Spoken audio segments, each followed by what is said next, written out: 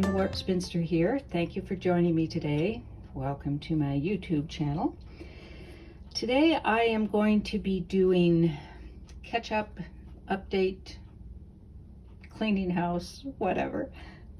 Rather than doing a process video, I am in the middle of preparing for a trunk show this weekend. And some of these things actually I want to include in the trunk show. So I am catching myself up on that. And also I'm just in the mood to start clearing things out. Either decide if I'm going to finish them and how I'm going to finish them and get started on that, or say that was just an experiment, learned some things, found some new ideas, and that's enough of that. I think there's at least one project where that's going to happen. Pardon me while I pick threads here. So to begin with, I have, you may remember, my Wonky pineapple geese, and I do have a plan and I have it worked out. I'm not going to show you the plan, but in general this is how it's going to work. I ordered a boatload of Bella solids to do a quilt that I will tease you with here in a little bit, but I now have enough white to lay out the background for this particular quilt. It will be a small quilt, and I have stitched rows together here, or columns, and you can see they're pretty wonky, and I'm all right with that because these are wonky geese. This edge over here is particularly wonky. It's all right. So the plan is to, now that I have these stitched together, I am going to be appliquing these down, and probably with an invisible thread and just a zigzag stitch or a, I don't know, buttonhole or something that's not going to be very visible. And then I'll be using bias strips in between that I'm going to applique on top. If you remember last week, I had that really large black and white stripe and I wasn't sure it was going to work for what I wanted it to do. I've been looking at it. I'm still not sure. I may want to go to the narrower stripe that I've been using all along. The difference between those two is that this was a diagonal stripe on the bolt, printed as a diagonal, so that when I did a bias strip, which I need in order to go around these bends, I wanted it to be a straight horizontal stripe instead of a diagonal stripe. And the diagonal print allowed me to do that. So if you cut the diagonal on a true bias, then you'll get the straight stripe, horizontal stripe. And I think I like the horizontal stripe. I'm not sure that this isn't too large. I'm still pondering that. I'm just pleased that I got the white and got the background cut, to be honest with you.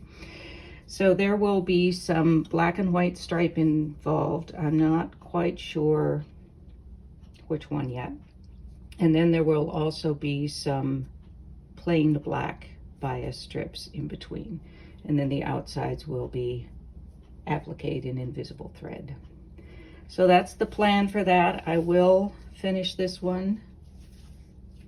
I think maybe I've been watching too many floss, never watched too many floss tube videos, but I'm watching a lot of floss tube videos, and they have a thing called, well, I do a lot of things, but one of them is stitch or ditch, which I think is pretty cool. In their case, they're stitching cross stitch, and they have a lot of works in progress. I'm here to tell you they have a lot. So they'll have like 60 in progress. Now, I can do that in quilting, but not in cross stitching and needlepoint. I have enough projects, mind you, but wow, that's a lot. And occasionally they go through and decide, yeah, I don't like this one anymore. I'm not stitching it, and they'll give it to someone else or toss it if they haven't gotten very far or whatever. So anyway, I digress. Next up is It Makes a Village, and if you recall, I have two of them, but I was making progress on this one. I don't even know where there's another piece to this yet. But this was to simulate houses going up a hillside. I went through this whole process, and it just didn't look right to me. I still didn't like it, which is one of the reasons it's been in a drawer for a while. And then I realized this is not how I was going to do it. These were just going to be overlapping all the way up this long piece. And so I'm having to rethink this. These I can probably pull up. They are just double-sided fusible web. And I could probably pull these rooftops up. These are, the houses are actually stitched. But I could probably say do that and then start stacking these a little more closely, because honestly, that's the way I intended it to be to begin with. Which I think is much more of a cohesive and I don't know, interesting design. When yet I like negative space, you know that, but that was just a little more than I wanted. There is another section to this, which I have been unable to locate, which is another reason I need to get started on finishing some of these, stitching or ditching. I'll find it, and then I will make that correction. And then I can start doing all of the stitching. Oh, maybe that's it. Let me go look here. Somewhere in here, up there. I'm back. Here is actually the bottom row of this, and if you remember that video, I will, if I remember, post in the discussion below the video where I was doing this enhancing with embroidery stitches. And so I would rather have it be something more like that, and if it means I'm going to have to do add some extra pieces on or whatever, I will do that, because that's just going to hold together as a composition much better. So that is also on my agenda. And I really do want to get this put together before I do the embroidery, I think, and I'm not sure why I feel that way. It would be easier if I had smaller pieces, but then if I'm going to make this a tighter composition where these are closer, I'm really going to need to have those pieces together. I think also it's going to be all right if I do piecing like this, even if I do a straight seam, because that will give it that diagonal going up the mountain look. So I think that'll be all right. It might even be you know, a curved bit here where it's curving up the mountain. So that's the update on this little gem. And having realized that that's the reason I haven't been doing it, I think that will happen now. Next up, this is very disjointed, sorry about that, but life has been happening the past week. The fabrics that I showed you last time, the black and white fabrics, most of them are now up in the shop. I have more samples coming for the ones that I had to correct the repeat, the technical repeat. And I know Spoonflower has shipped them, and I sort of thought they might be here yesterday, but they didn't make it, so probably today or tomorrow. And assuming that there is not a further problem, which isn't outside the realm of possibility, that's why we do samples, I will get those posted for sale later if anyone's interested.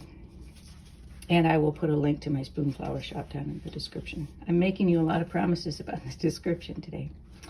So I have a couple more fabric samples to show you that I don't think I showed you last time. This one is for sale. No, there was one thing off, so it should be for sale soon. It's interesting, I had this printed for someone who does wrapping, package wrapping, and she wanted it for some wrapping paper, these two, and it printed fine on paper through where was that, Zazzle.com, but for some reason there was something, oh yes, there's just, you probably can't see it on screen, but there's just the littlest bit of a shift here, like 1 or 2 pixel shift on the repeat. So I have that corrected, and hopefully the sample that I get today or tomorrow will have that as corrected. And I think this one was okay. These are from my Flights of Fancy collection. There are some other pieces too, which are around somewhere. Where do I have those? I'm gonna go look, hang on. Well, they have disappeared into the black hole that is my life this week. Don't know where they are. As soon as I post this video, they'll show up, no doubt. Here is another collection. This is my Echo of the 60s. Again, I apologize if I've shown you this, but I don't think I have. This is the hero print, or the heroine print, I would prefer to call it. This is, what did I call, Hippy Dippy Flowers. And then I have a couple more samples. Others I am waiting for. They will be in this bunch that will come sometime or other, today or tomorrow. This is Heartstrings, and I also have a version that has a yellow background. This changes to a dark green on the yellow background. And then this Wiggly Stripe, which I call Groovy Man. It will also, there's a version that has a black background for this one. There's also one called All the Marbles. There's a Paisley. There's a Pickup Sticks. And there's this kind of subtle stripe that's made up of dots. And that is Dots Before My Eyes. That's some more fabric coming up. I will actually show here somewhere on the screen what I'm starting to put together for the sell sheet for that, which will show you all of the prints and all their different permutations. Then next up I have this piece, which you will recognize probably from last time, Moving in Hollywood Circles. I have, since you last saw it, finished doing the applique around the circles, and I adore this one. Just look at what this stitch does when you go around. It's got little bubbles there. I just love that. On this stripe, it's just the same old cross stitch. That is one of my favorites, don't get me wrong. I have not done any additional decorative bits as I did there. I probably will do some, not sure what, maybe I'll do that today while we're here. I just tried some different decorative stitches around some of these larger rings, which could better accommodate, if I've got a larger curve, then they can better accommodate the curving of a decorative stitch that's meant to be straight. And I really like this kind of bubble around here as well. I did a cross stitch on some of them and then just a zigzag on some others.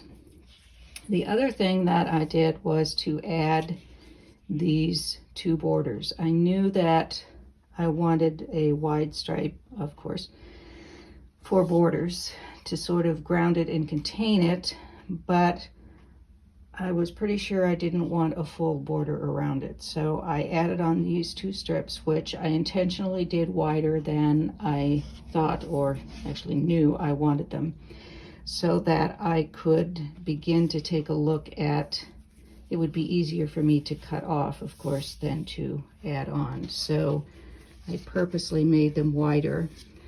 I think what I want to do is to make this one, if I can keep my elbow out of your face there, quite narrow, which then kind of negates the need for me to have done a mitered corner there. And then make this one a bit narrower, but not as narrow as the side one. And I think that's the direction that I'm going to go. I wanted to have something to ground it down here. And it doesn't hurt to have a little more height here. I've got a lot of width. It's very rectangular, which doesn't bother me a lot, but just in terms of weight and proportion, I think I would want this wider. So I think that's about where I'm going to do it. And of course I would need to add for a seam line as well. So that one, after I do some additional stitching here, then that one will be, and trim that, that will be ready for binding then. I was a little worried because I got pretty narrow here and up here for seam allowance, but it's okay. When I put this down here, it's just sort of moving down like that did, and it's okay. Again, that helps to kind of ground it. The other option, which can't do now, but I could on the next one that I do, is to not applique this down yet, maybe not even place it, and then have it come out into the border, which I think would be quite interesting too. I really like this one, and I think it may become a larger piece. Do a, I don't know, not a bed size, but something that will fit in my entryway. I have a rod hanging there for quilts, and I like to change them out, and I think this would be kind of fun in the entryway. I like the colors too. I may not have enough of these exact fabrics, but I should be okay with these particular colors. So maybe right now I will do some additional decorative stitching on a couple of these, and then I will trim this, and I will come back and show you what that is. I think for the decorative stitching, I really like this sort of railroad effect. But I think I might also like to do something like this bubble or this one. I just love this one on the circle. And I think I probably,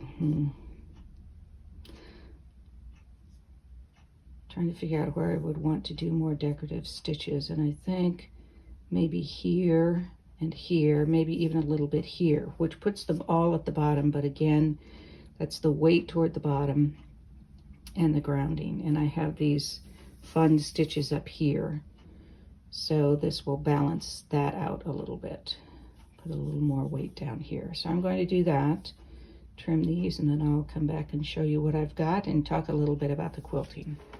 Yeah, I was going to do this ripping out before I came back to you, but I thought maybe I would talk about why I'm doing it.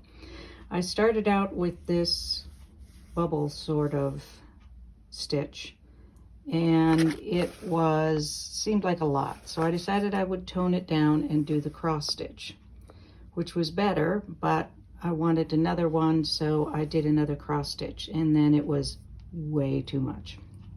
So now I'm taking out this cross stitch, but I decided I'm taking out this bubble, and I'm just going to do, actually I'm probably taking out this cross stitch as well, and then I'm just going to stick with this railroad stitch because that's just too much, and it draws the eye too much away from the overall design. So that is going to come out, and I will put in more of this. Two observations. One, there is a seriously fat robin taking a bath in my bird bath. Oh, he's finished now. Sparrows come for something to drink. I really need to go out and water them, get them some fresh water. Anyway, the second observation is the only thing worse than ripping out this decorative kind of stitching is ripping out a dense machine embroidery piece. But the good news is that makes reverse engineering a regular seam, it's a piece of cake. All right, I think I'm happy with these widths. I've got the embroidery finish that I want to do, so now I'm ready to layer it and quilt it. I even got to use a little bit of my miter over here which may disappear when we do the binding, but oh, binding's a whole other story. Not going to be this stripe all the way around. It may be something like white around here and black along there. Not sure yet. Gotta talk about quilting first, right? In my head, I see this as quilted rays out from, say, this center point here, and then some going that way, but definitely these with rays out. And I think I want to do quilting around at least a couple of the circles, maybe this one, and pretty close to it, and then have any straight stitching end there so that it wouldn't be crossing. Let me think about that. Will that be enough quilting then?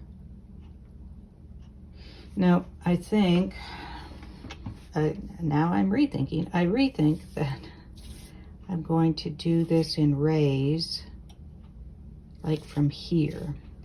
Not follow this diagonal, but do rays coming out from this point. And then I'll see if I maybe want to do a circle or two on top of that. I'll have to see what happens after I do that. I will do this on my domestic machine, partly because it's just easier with something this size, and partly because Molly is still waiting for service. She needs a new motor, and don't get me started on that whole thing. But I hope to resolve that pretty soon. But in the meantime, I'm going to do this one on my machine. That is it for now for moving in Hollywood circles.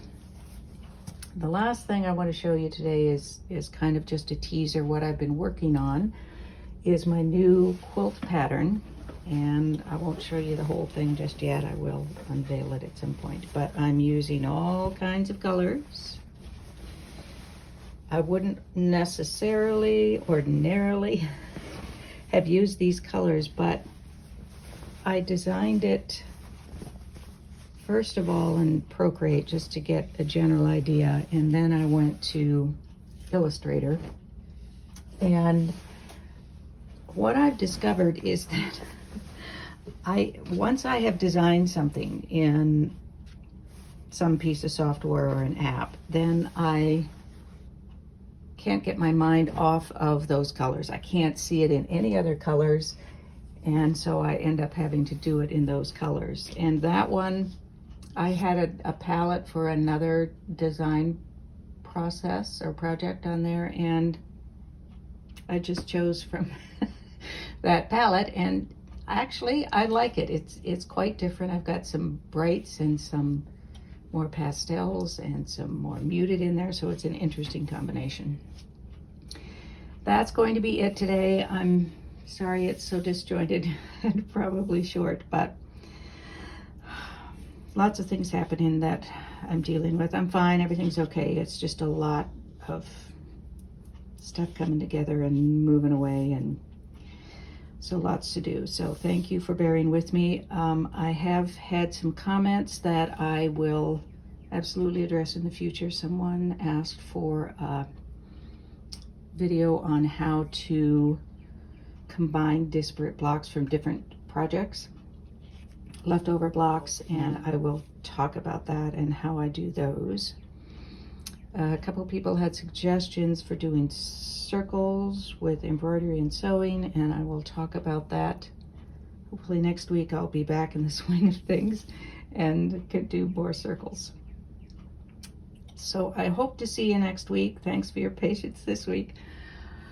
In the meantime, be well, be safe, be happy, be quilting. Ooh, I got all kinds of birds coming here. Ooh, ooh, ooh. Pretty birds, pretty birds. All right, anyway, be well, be safe, be happy, be quilting. Peace out.